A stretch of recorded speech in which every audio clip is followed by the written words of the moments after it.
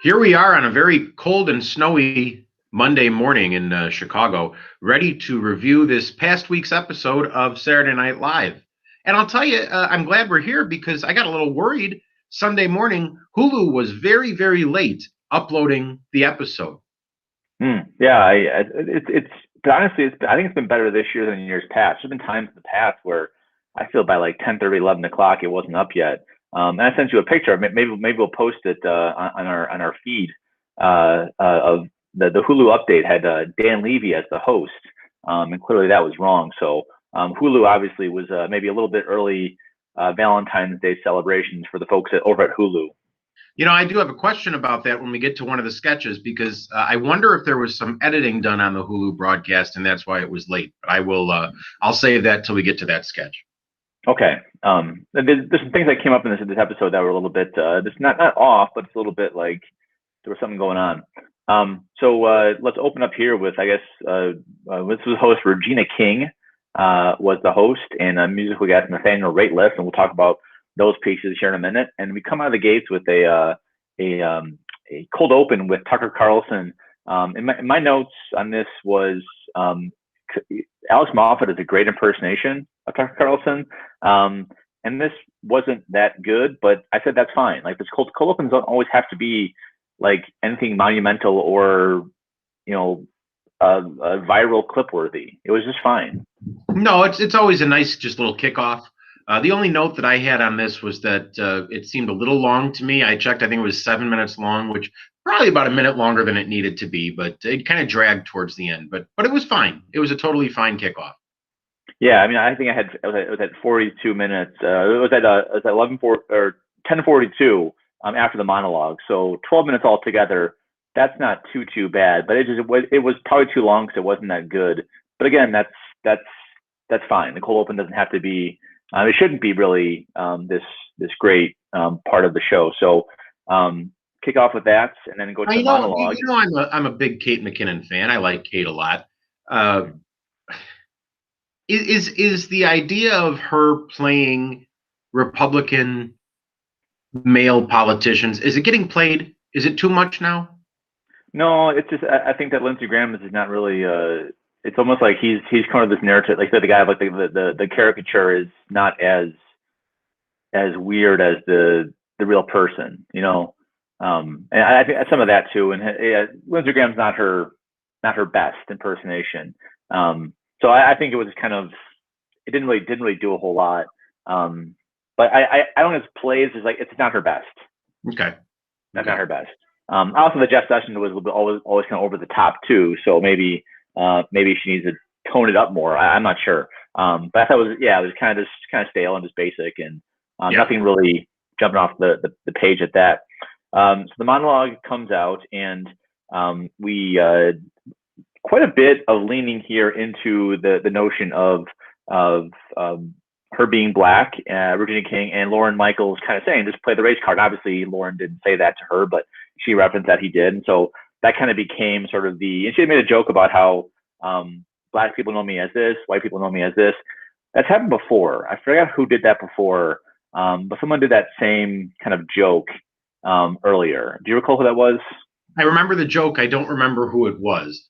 Okay. I did think that there were two pretty good jokes in here, though, in the monologue. I liked the idea that she grew up watching Eddie Murphy and she wanted to be on stage. And then when Eddie Murphy left, she said, I'm all right. I thought that was pretty funny.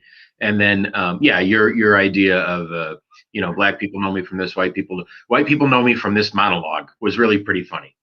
Yeah, I thought she was going to say Enemy of the State, which is what I referenced last week. Is what I know her from, which is a movie that is like 23 years ago. So that'd be pretty amazing. But she's had a long career and done a lot of stuff. And she mentioned Watchmen, probably her most recent thing. And One Night in Miami, I think it's called, just came out about a big night about many black performers. Now, speaking of this, let's jump right in here to let's go to the Squarespace trivia question, brought to you by Squarespace for all your website needs.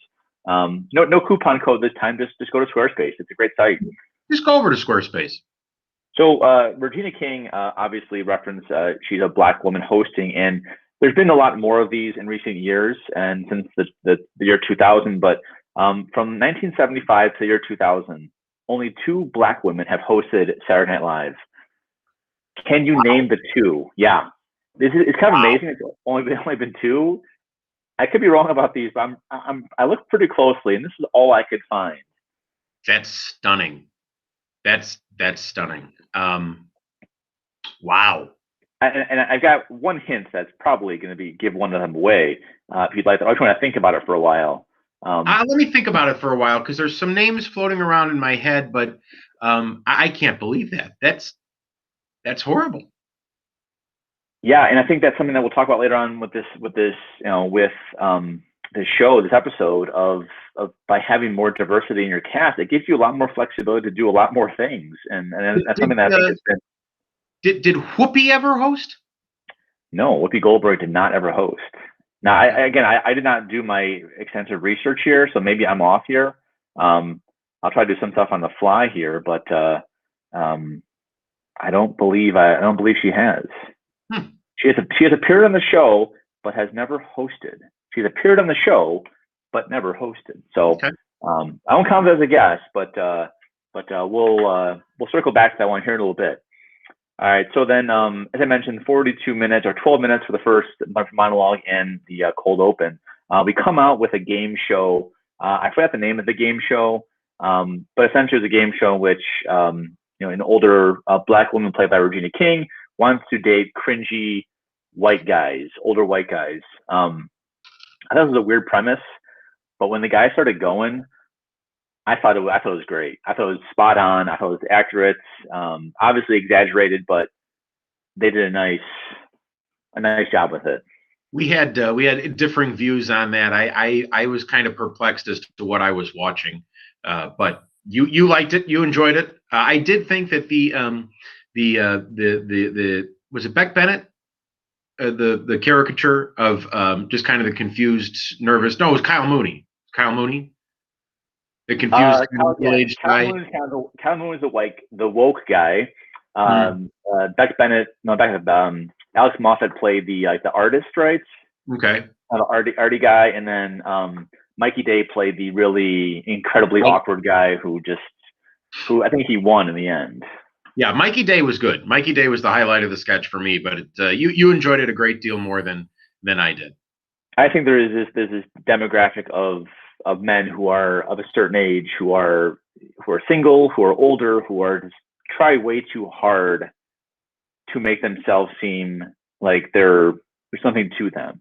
So I thought this was just a great observation, and this notion again of like this attractive older black woman would want to date these men is just kind of laughable and absurd. I think that speaks to they really used, I think, Regina King's race a lot in this episode, and to effects that I thought really worked. And so I think to me is like kind of interesting, usage of her. But I think it speaks to how the show has definitely gone more towards this because now they can because they have the cast with which to do it. I have a note here about also there's an Urkel reference. We had an Urkel reference. Now there was no OJ reference here, so the OJ streak dies at 2, but the Urkel streak is alive at 2 here. Yep, let's see if we can make it 3 next week. Our digital short then was Peloton or Peloton, the opposite, sort of the passive aggressive criticism of cyclists. Some people are motivated by inspirational quotes. Some people are motivated by harassment. I thought this was fantastic. This gets an A+ for me because I've mentioned to you in the past, like when I will do 5Ks or 10Ks or whatever at Disney World, people are very, very positive and they're always yelling and they're cheering and you can do it. And I hate it. I don't like when strangers that I don't know are yelling at me to that I can do it or that I hate it. It drives me up a wall. And so this Peloton really, I loved it. I just thought it was fantastic. And I thought that really the kind of the insults and the way that the trainers were motivating were really funny too. The whole thing was great. Yeah. It was well written. It was well executed. I think that it had some nuanced stuff to it. Like when Melissa Villaseñor was being like, her guy like walked off the stage and then they were talking about her off to the side, pretending like they couldn't see her. I thought it was really well done. A very basic idea, but they really did a good job of making it creative. Whitney Houston ever host? I don't believe so. Obviously, musical guest is very likely, but but I don't think she has ever hosted. Let me do a quick search. She'd be a great been a great twofer.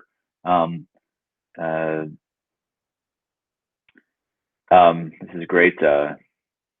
This is great. This is great television right here. You want that musical guest twice, impersonated many times, but never a host. Okay. Here we go. Can I get the hint? Can I get the hint for one of them?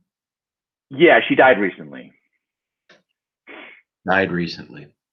Died in this plagued year that is 2021. Oh, this terrible year has really been taking people out. So okay.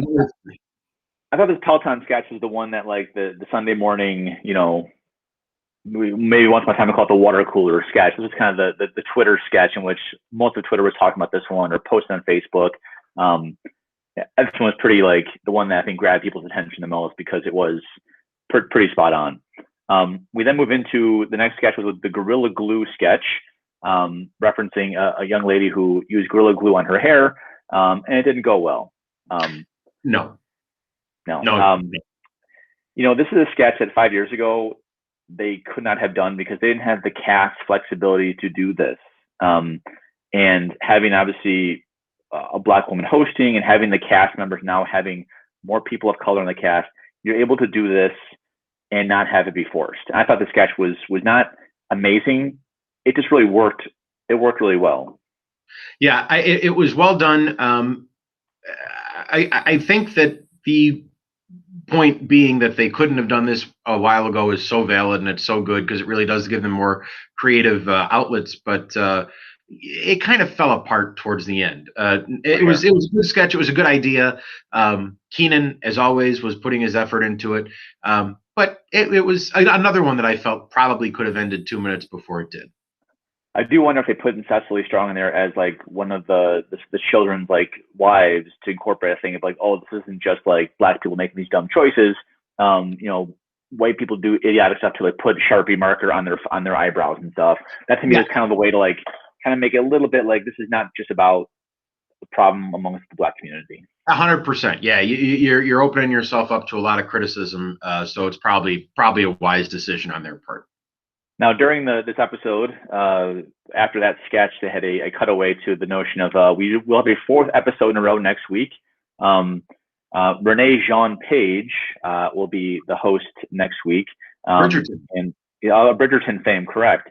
And I was telling you, I thought there'd be a Bridgerton sketch this week, but perhaps they didn't because there's probably going to be one next week. Those who don't know the show, it's basically like a softcore pornography show that is set in like Georgian England, and there's often elements of they blend some issues of racial normalcy back then, and so I think that show is ripe to be parodied. So I expect that to happen next week. So we'll get our fourth in a row. That'll probably be it, right? 4 in a row is probably close to capping it off. That's got to be. I think so. And then come back in maybe early April and try to sprint to the end, or maybe they come back in a couple weeks, do 2 or 3, then come back in early May. Who knows? But I gotta believe 4 is probably where we're finishing things up. I think so too. Coming out of that break, then we had a birthday party. We've seen this bit before of women gathering at a party, maybe a baby shower or a bridal shower. This was a birthday party. Same thing. And signs that have little fun little slogans on it. I love making fun of that. So I from the onset, I like where this was going, and it just kept getting better and better and better. My God, was this fantastic. This was the best sketch of the week, no doubt. And 80 played it so well. It was. What can you say? There were no bad things about this sketch. It was really funny and just well acted, well written. I was all in. I loved it. Yeah, to me, the notion of these kind of signs are just like they're so bad and so funny. The signs are unnecessary, and the fact that the signs then led to basically just blatantly calling her a floozy and an alcoholic was just it was great. It was very funny. Yeah. I wrote down a couple of my favorites here. You want me to indulge me here? Please. The first was I tried dry January, but I didn't bathe for the entire month. And then I tried to get under the shower and not get wet. It basically implying that dry January meant I'm not gonna stop drinking, but I'm gonna stop touching water with my skin. Yep. Um, Yep. it was so elaborate. My sponsor thinks I'm in bed. That one popped me out loud. That one got me to laugh out loud. Now, it takes a little spin away from alcohol, implying that 80s character is a bit promiscuous. And home is the ho and me. Yep. Ho and me is home. That got me pretty good. Yep. It might have been one of the better sketches of the entire season. It was really perfect. Just on the head. I mean, we've seen signs. We've been in the house that you had me at Merlot, those kinds of things. Yep. And taking it to the next level, it was fantastic. Yep. It was great. It was great. Zero bad things to say about that sketch. Loved it. Next came the weed gummy digital short. And my theory on this was Pete Davidson pitched back in September, and Lauren said, if you behave for the first few months of the season, you can do this. Right. And Pete did behave, and so Pete did this.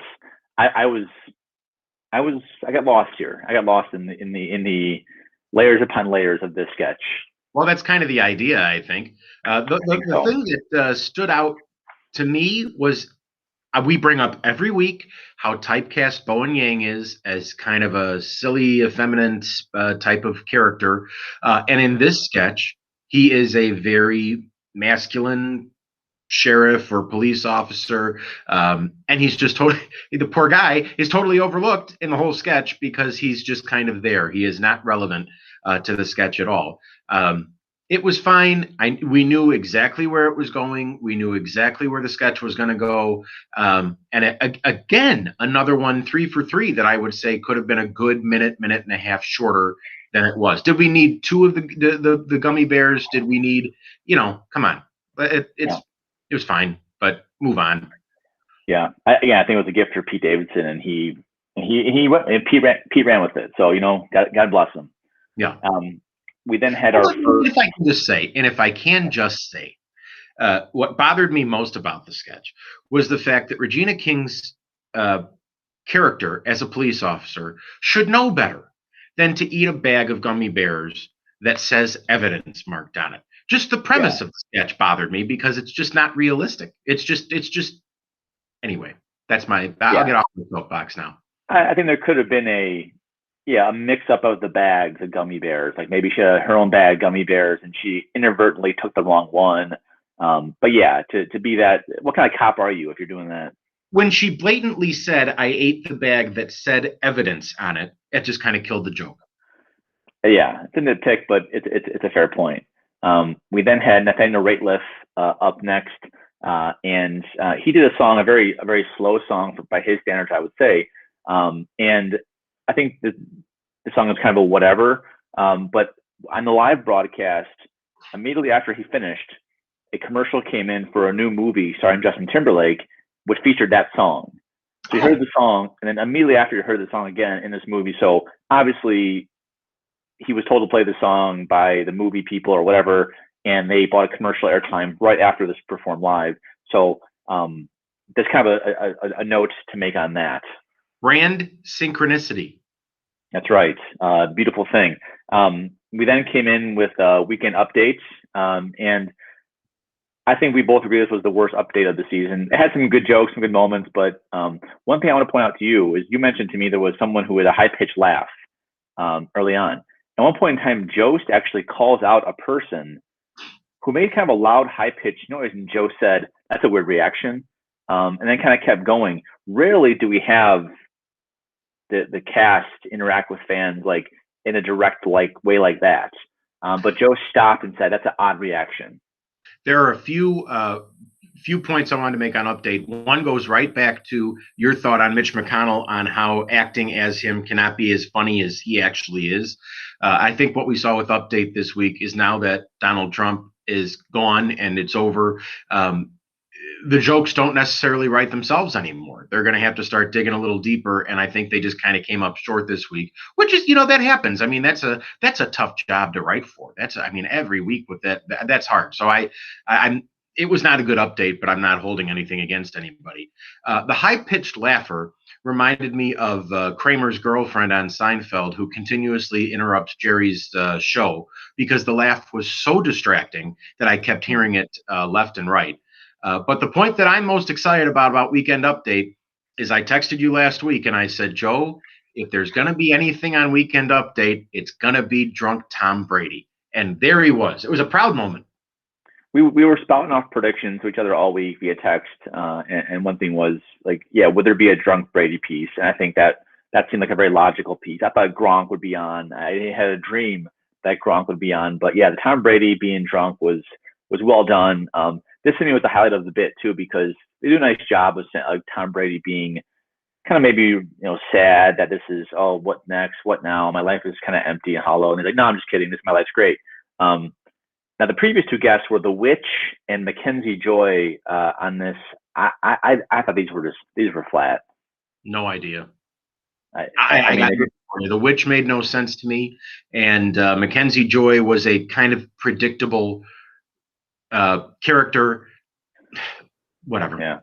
Not a good update. Sorry. I'm sorry to Alan Jost and Michael Che, who I know watch this every week, but you'll be better next week. It's fine.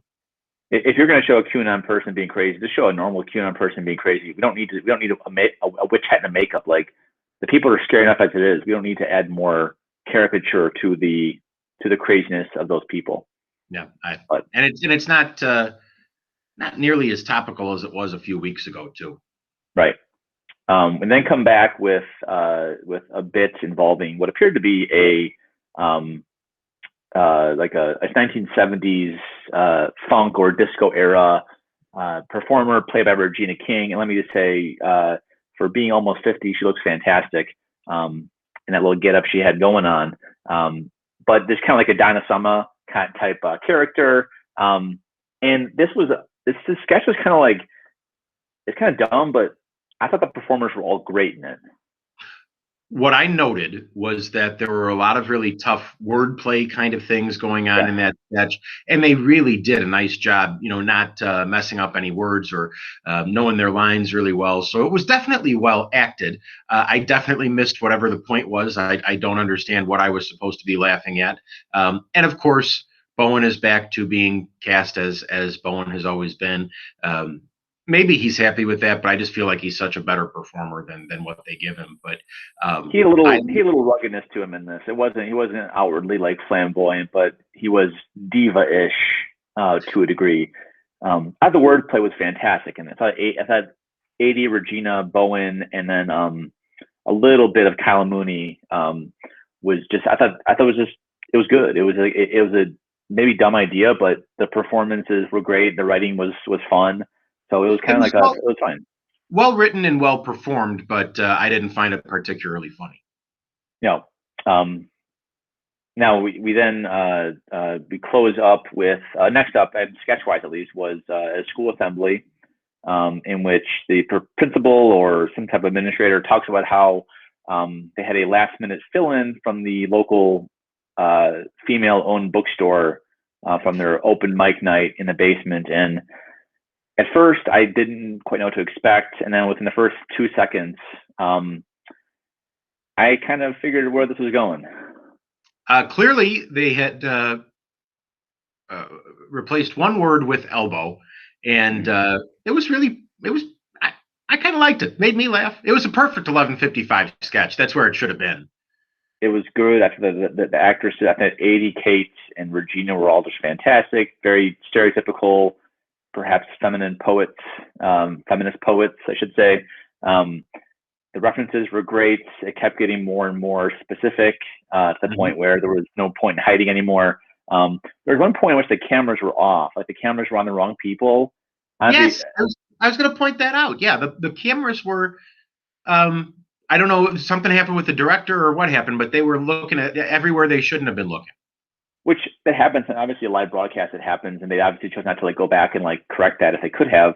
But to me, I like when that happens, because to me that shows the professionalism of Mikey Day and Heidi Gardner were just kind of there, just keeping very stoic and very still.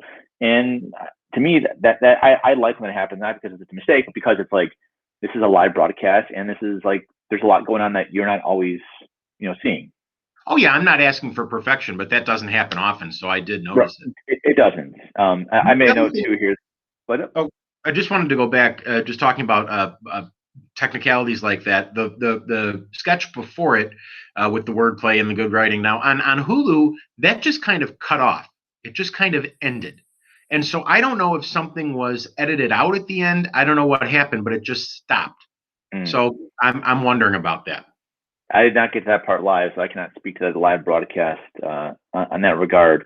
I made a note in the show notes that I'm pretty sure both the character and the real life actor Andrew Dismukes went through puberty during the sketch. Andrew Dismukes is the youngest cast member at 12, and he is doing a fine job.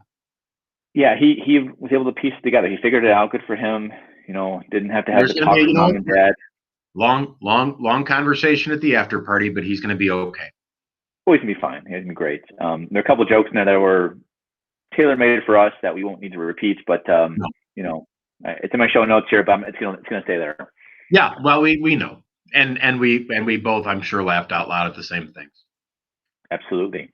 And then we close off with Nathaniel Rateliff, now with his band called the Night Sweats, joined him. They played kind of an older song, which I was kind of surprised by that piece, but I do enjoy his music, but a kind of odd choice of an older song. But maybe he wanted to include his band for one of their older, bigger hits.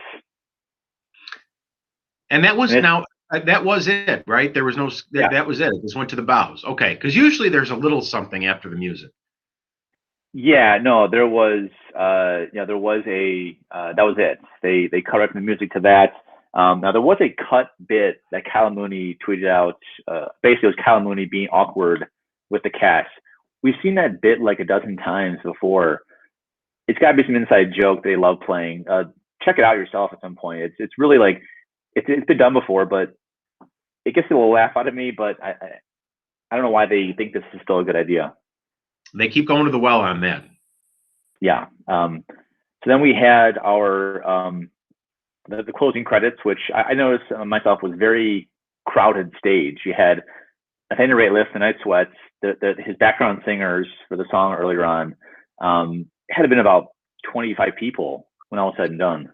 Very, very crowded on that stage, and probably not the best visual in this date and time, but it was very crowded. The two things I mentioned to you that I noticed, Bo and Yang had a fan to celebrate Chinese New Year, so happy Chinese New Year. It's the year of the ox.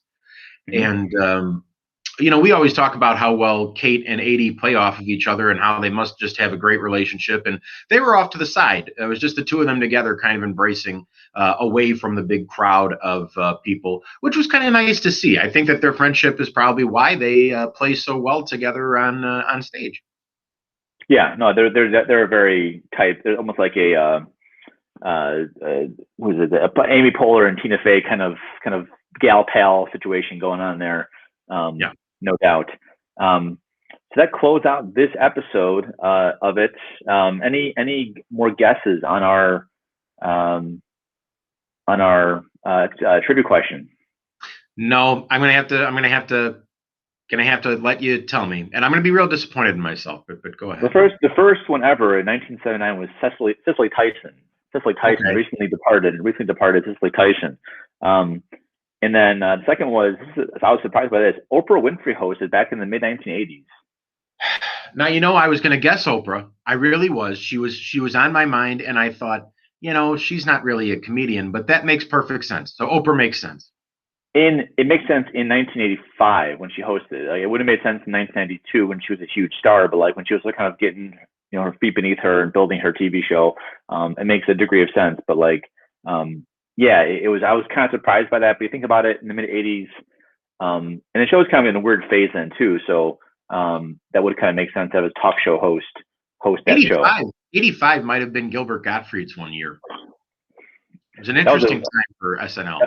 A very weird time for sure. I remember reading that part in the SNL oral history. It was very hard to follow because there were so many. It seemed kind of scatterbrained and kind of lost its vision during that stretch of time when Lauren wasn't there for those handful of years. Well, and a lot of just turnover and no real leadership, and not a bunch of big names coming out of that cast either. No, but a lot of big names coming into the cast, but very few big names coming out of it. Kind of a weird twist there. So again, next week we got Roger Page as the host. I'm gonna make a prediction that Chloe Fineman will play like the main female character from that show. They have a lot of similar physical traits.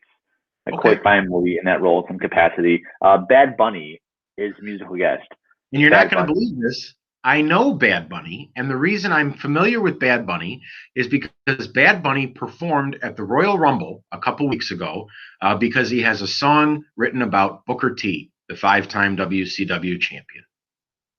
Bad Bunny's got a pretty big following. I think he's one of those guys who came up like through like maybe on like a nobody who became big on like SoundCloud or something like that. It's kind of like a self-made type guy. So very much like you and I here on YouTube.